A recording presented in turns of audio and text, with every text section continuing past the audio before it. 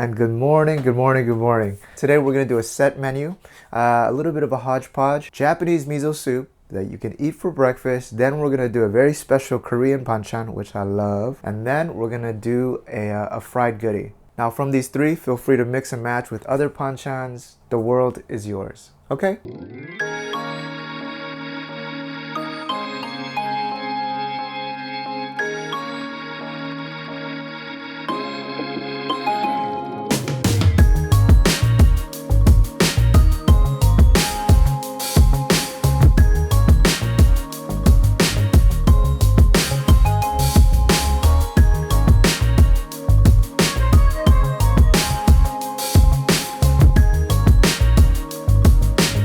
Classic Japanese miso soup. And the key thing is the dashi stock. So we're gonna start off with 4 cups of water. Very nice. iPhone piece of kombu.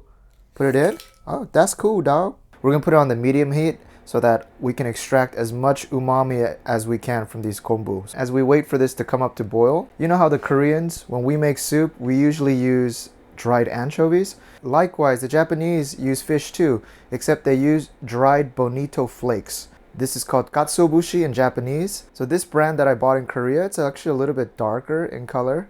Normally it's actually a little bit lighter, but should be good. Well, we're gonna put in around 3 cups, packed very loosely, and we'll do 3 of these. And that's the third one.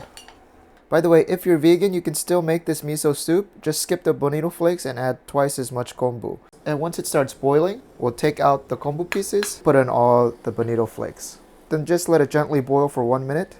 1 minute is up. We're gonna then turn it off. Then we're gonna just let it cook in residual heat for 10 minutes. You can add anything you want to miso soup. Today we're gonna do seaweed and tofu because I think it's nice. Dried seaweed, I'm gonna put into water and just give this a little bit and it's gonna get big. Then I have some tofu, cut it down in half first. Then I'm gonna just only use half of this, save the rest. You can use soft or firm, it doesn't matter, small blocks. And then some green onions for a topping. Now the seaweed has grown, very small chops. small ga ii da yo. Hontoda. 10 minutes is up and we'll throw out. Alright, and this is our dashi stock. So I made enough broth so that you can cook this 2 times. Just store this in the refrigerator. It should keep for about a week. Here we go! 2 cups of the broth in, and then a second cup. Put this back to a medium heat. Once it comes to a gentle boil, 2 tablespoons of miso paste. Come on, buddy. Ah, it's hot. And here's the second paste. And then just melt it in like this. Then we can add in our tofu and then some of our seaweed. I'm not going to put all of it, just a little bit. Top off with a little bit of your green onions. Save some for garnish, of course. And that looks good to me. I'm going to just quickly sample it. Oishi, oishi, oishi. Hontoni oishi.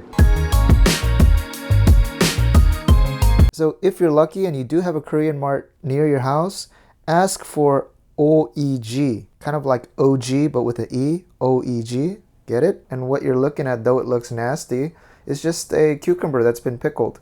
This has just been brined with salt, vinegar, and guys, we're gonna need 3 of them, 4-arm length piece. So with these Korean pickles, the first key step is to cut them very thin. A width like this, something you'll see like on a McDonald's cheeseburger, one of those wimpy pickles. If you give these guys a taste, it's more salty than anything with just a slight hint of vinegar. So quite different from like an American style dill pickle. And next, fill a bowl with cold water, and we're gonna just let these sit in this water for about 30 minutes. And this will help them lose some of that saltiness. All right, so it's been about 30 minutes. We're gonna empty this water out. And the most important step here is now you wanna squeeze the water. So you wanna squeeze this guys good. Try to get as much water as you can. That way, when you store it in the fridge, it doesn't release any more water. All right, if you have siblings or you have kids, this is the time to invite them into the kitchen. Then we're going to put the squeezed pickles into this. 1 tablespoon of Korean red chili flakes, gochugaru, in. 1 tablespoon of soy sauce, in. 1 tablespoon of minced garlic, put that in.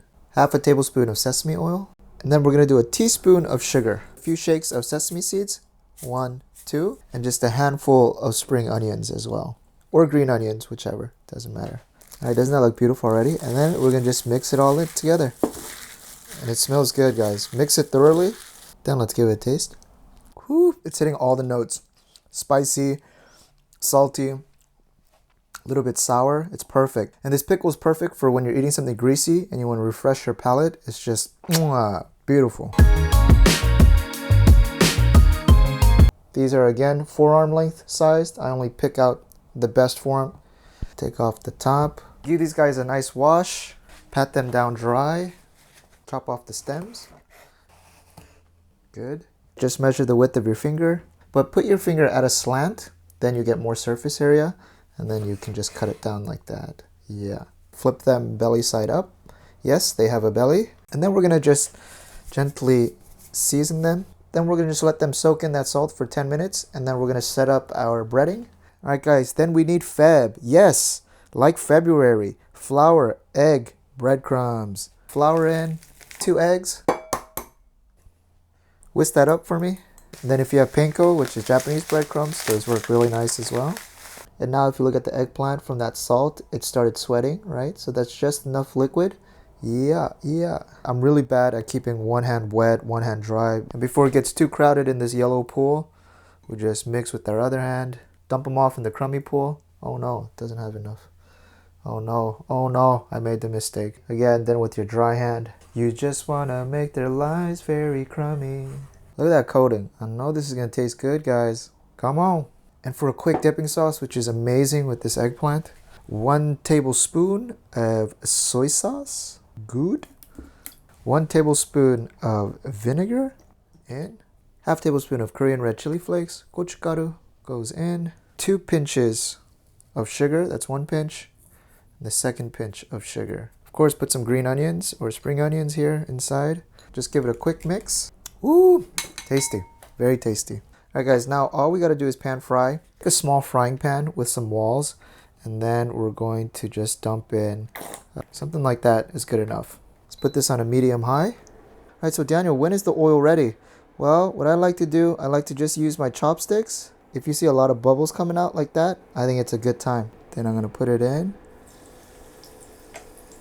And then once you get that golden brown, I think you are good. Woo, it's ready. Oh, it looks proper. All right. Very nice. Then we have our beautiful grilled eggplants. We can put a little bit of spring onions around the side, you know. Beautiful fried eggplant. Delicious miso soup here. Oh, if I had some inaki mushrooms, I would put some of that inside too. Again, top it off with some greens. Then I mix some black rice with normal short grain rice, and there it is. All right, and guys, this is the setup. Looks delicious, huh? Beautifully crisped up. A little bit in the sauce, and let's dig in. Oh my gosh, this is amazing. The eggplant just melts in your mouth. It's crispy on the outside, and then it's like airy, and then it's gone. Feel free to add mushrooms and other stuff into here. The more the better. It's such a comforting soup. Last spoon for you. Woo! 本当に美味しいね。うまい。All this Japanese 101 that I learned a long time ago coming back. Probably it might take too much time to make all 3 on a weekday dinner. Mix and match, whichever one look most delicious to you. Make your own fun and enjoy life, guys. I'm out.